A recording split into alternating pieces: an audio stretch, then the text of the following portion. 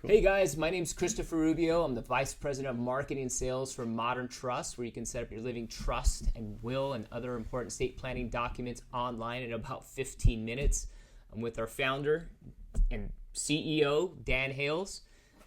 And we just want to talk about today about in your living trust about how you can leave money to charitable organizations or things that you support, and what are the mechanisms, what are some examples of that.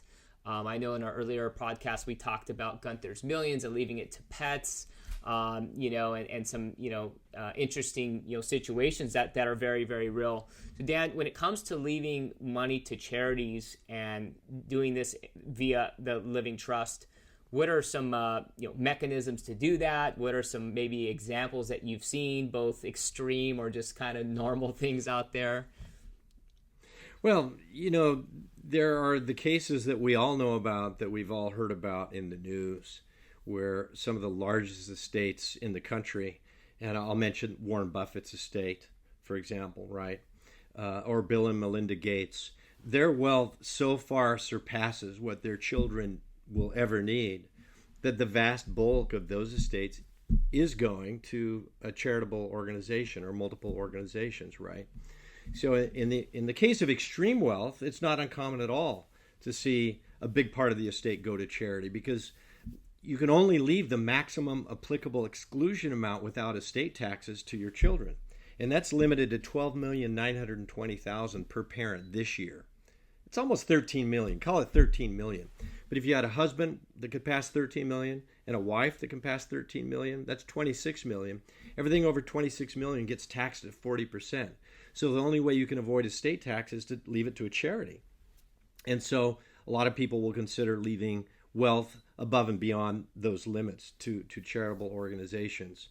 But in some cases, you have people that don't have kids or don't like their kids, and they want to leave the money to a charity anyway. So in those cases, the charity can get part of the estate or all of the estate. And the basic ways to do it, whether it's all or part, is to leave a specific asset to a charity. That might mean a stock, an account, a property, an automobile, a business, a piece of artwork, Gunther. And actually sometimes pets do go to certain animal-based organizations.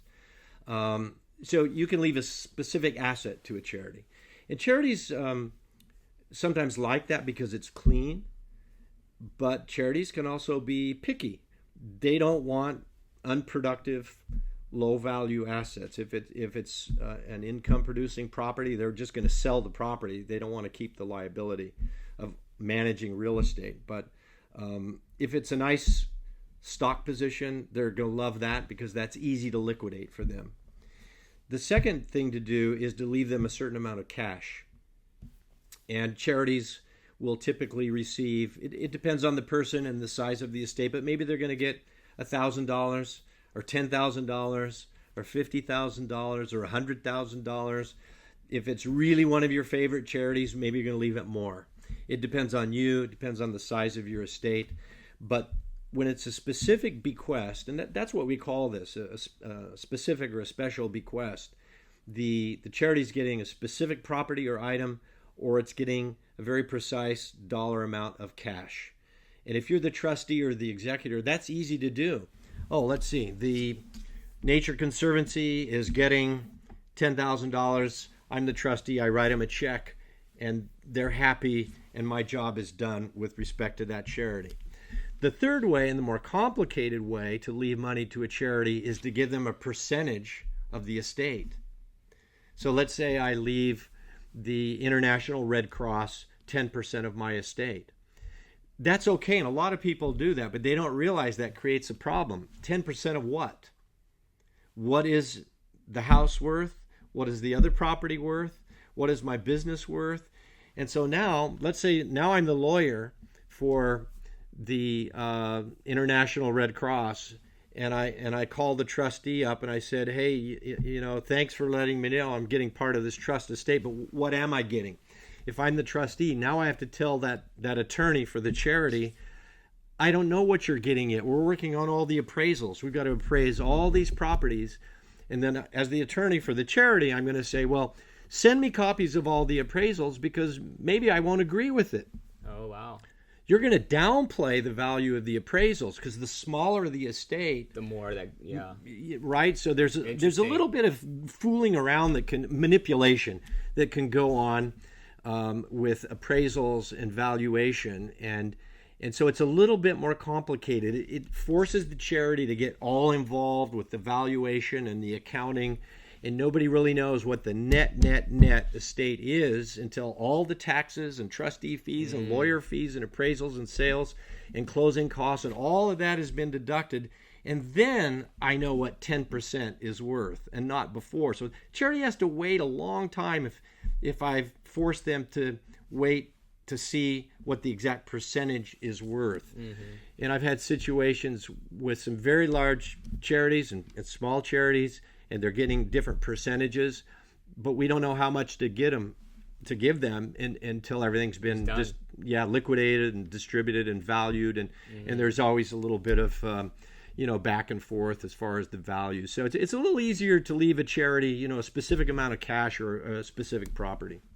So compared to another beneficiary, let's say in the instance where we're gonna leave the money with 3 kids and we want to give something to a charitable organization, can the beneficiary attest and argue as much as the charitable organization? Is it because they're like a large? I guess what I'm saying is because they're a large organization, there's politics and more eyes looking at it. Is that different than just a standard beneficiary who's probably not going to question a lot of things?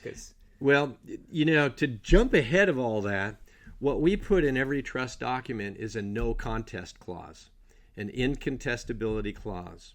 So if the child says, I can't believe mom and dad didn't leave me everything, and they're leaving $100,000 to the Humane Society, oh my goodness, I'm a human being, I'm more important than a pet, and I want to contest that and get involved in the politics. So if I file a petition with the court to overturn that provision, I will get disinherited. So that's why we have the incontestability clause, is to enforce the good behavior of the children beneficiaries and make sure they allow those charitable distributions to happen without interference. So there shouldn't be any politics. I mean, the charity gets exactly what they're supposed to get, and if anybody gets greedy, they try to intervene and get more than their fair share, they're probably going to get nothing. Okay, no, it makes sense. Well, that's a great clause to have, and so because I've heard some stories like on the other hand where you're in probate where you don't have a trust or some cases even a will, and the family is just they're duking it out, like, right? Everybody's trying to get a share. Somebody who's not even a family member is trying to get a share. Right. So, the neighbors. The everybody. Neighbors. Yeah, he said he was going to, the car wash guy, was detailing the automobiles, So, well, that's good to know. Is there anything else with, in terms of charities or like foundations? We talked about Bill and Melinda Gates, those foundations. Are those actually built inside of the same trust, or are those actually kind of separate when we hear that word of foundations? Well, if you create your own foundation, then you'll have your own charity. For example, you could create the Chris Rubio Private Foundation. That becomes technically it's known as a 501c3 tax-exempt organization. That becomes a charity. It's managed by you during your lifetime, and when you're gone, you'll have successor people that will manage your charitable organization for you. And you can actually leave your trust to your own foundation. Again, that's what Bill and Melinda Gates and Warren Buffett are doing substantially, leaving money to their own private foundations because they're tax exempt. They don't pay any estate taxes. So, yes, you can create your own charity and leave money to your own charity, and that's one way to achieve immortality because a charity will live forever, literally, like the Rockefeller Foundation, the Ford Foundation, the Carnegie Foundation, all of those, right? But one more piece of advice I have is if you're going to name a charity, make sure you know the name of the charitable organization, maybe even include the federal tax ID number, because there are lots of charities out there, and a lot of them have very similar names. In fact, there's the example of the person that said, I want to leave my estate to the University of California, Los Angeles, USC. There's two different organizations. They get the name, either the name's wrong or the acronym is wrong. So, make sure you got the right organization. You might include their address, a contact person, maybe the tax ID number, so that another competing charity that has a similar name in Georgia might not have a claim over your estate. So just be specific. And then, of course, if you're going to create your own foundation, then that's even better. Yeah, and we just did the podcast about Gunther's Million, so it's on my mind. But like, I can think of a situation where I want to, kind of leave a charity or a gift to the American Humane Society. Right. But then do we specify the branch, or does each location have a different tax ID? I mean, I would have just, I can see myself, American Humane Society. And then like, where does it go? Does it go to like corporate, or I want it to be the one was very involved in my neighborhood, right? Is that, That's it. Can be you're exactly right. You need to specify the branch or the city. And you could even say currently located at, I mean, because sometimes they change locations. But yeah, if you don't specify that, it'll typically go to the national headquarters. Okay. And then they'll figure out how to disperse it if you haven't been specific. Yeah, and have we seen, just from your experience when you talk about charitable organizations, I mean, there's just so many, right? Military organizations or, eco-friendly, that's a new one, type of organizations. Do you see a trend or just some common ones that are out there that most people are kind of thinking about out there, or there's some really outlandish strange ones or like new trends that are happening? Can you maybe just talk about, if people want to do it, I just want to give back and I'm not too sure, but is there a trend that you're seeing right now or historically? I think there are trends, and I think you're right. Environmental causes, or the climate, the global climate crisis. I think we're seeing more distributions that are related to the environment. We always see charitable distributions to organizations that might have been instrumental in, let's say, one of the spouses or children died from pancreatic cancer. The family might really want to leave some money to that charity to help find a cause so that other families don't lose a loved one to the same disease. So sometimes you'll see charitable distributions happening based on what the family had to deal with. But the big ones are always popular pet organizations, because so many people have pets, and medical research and things like that most humans are concerned about and just want to recognize and support. Yeah, and I think you talked about schools, so your alma maters or your high school. Definitely. Those can be big ones. I was thinking about military folks, giving back to the Veterans Association or things like that. I once had a client that left part of his estate to the government, to the U.S. military. Oh, that was the distribution. He was a veteran. Whether they want to use it to pay for the veterans or buy weapons, he says, I don't care what they use it for. I'm leaving it to the government. Wow. I mean, most people want to leave the government as little as possible, right? But this guy was a patriot. He goes, I want to leave it to the U.S. military. Wow. And hey, that's a charitable organization. Well, you could argue whether it's charitable or not, but it is tax exempt, and it is a real organization, sure. Yeah. And have you seen any just crazy stories where and I think we kind of talked about where the beneficiaries that are the kids that kind of go after, and we talked about the disinherited clause, but are there any stories around where those two are like fighting per se, like the beneficiaries don't want that charitable organization, or the charitable organization is putting up a real battle here, or whoever's the trustee, it's like, I don't want this drama. Like, is there any, do you ever see some of those kind of things happen? Or yes, I had a situation not too long ago where there were two very prominent charitable organizations. I'm hesitant to use their names because I don't want to malign their reputations, but they were very well-known organizations, and one of them was very friendly and easy to deal with. The other one insisted on getting into the home and valuing each piece of art, and we had our own appraisal. The trustee had their own appraisals of the artwork completed but the charity didn't believe them and insisted on going in with their own valuations and trying to increase the value of the estate, so their share would be more and so forth. I mean, I've seen that happen. I think it's unusual. I think by and large, philanthropic organizations depend on public donations.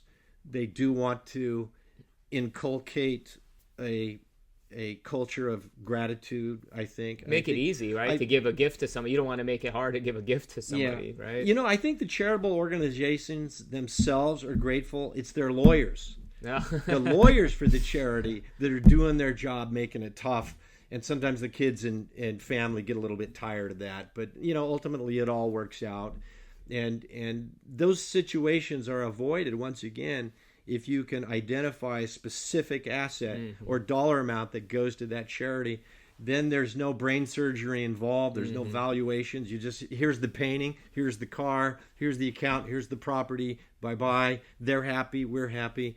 But when it gets into a percentage of the whole, then that charity is involved in everybody's business. And their job is to maximize the value of their gift. And some of them are a little easier to deal with than others. Yeah. We'll just leave it at that. So I'm just thinking too, like over time, like I have my trust created on Modern Trust, and maybe I'm running into this life health situation where I don't know, something happens to me, something happens to my heart, and I do want to give back at that point in time. So I don't have anybody specified in that, to be honest with you, but I'm kind of thinking as life goes on, maybe my my gratitude or my wealth changes, or my estates or my assets, everything changes. But if I want to do that, can you talk about that process on Modern Trust, that if I may not have a charitabilization now, or I want to change it, or I want to add more, can you talk about that process on how to do it on Modern Trust? I think the key is just keeping your trust up to date. And when you feel like you're at a point in life, if you ever are, when you want to leave money to a charitable organization, like a hospital, for example, or a particular medical research organization that's trying to find a cure for Alzheimer's, dementia, cancer, whatever, diabetes, pancreatic cancer, whatever it might be, you should immediately go into your Modern Trust, add that charitable organization, indicate what they get, and sign your new documents so that your wishes will come true ultimately, so that your document reflects your wishes. And so is this in this special bequest section? If we're going to take your advice and say, hey, I want to put $25,000 towards whatever charitable organization. Okay, that's where it is. It's a specific bequest. Okay, that's right. Well, perfect. So when the time comes, and or if I ever want to change it, or change the beneficiaries, or do anything, or add these charitable organizations, that's something very, very easy to do. Or maybe you've added a charity years ago, and then you read an article or saw a news report, and that charity was not doing a good job, and it was all spent on administration, or very little is actually going to medical research, and maybe they've kind of fallen out of favor, or you don't approve of what they're doing. Get them out, put the new charity in. Yeah, we can do it in a matter of... just like that. Yep, seconds. Yeah. Well, thank you guys for listening to our podcast, and stay tuned for more.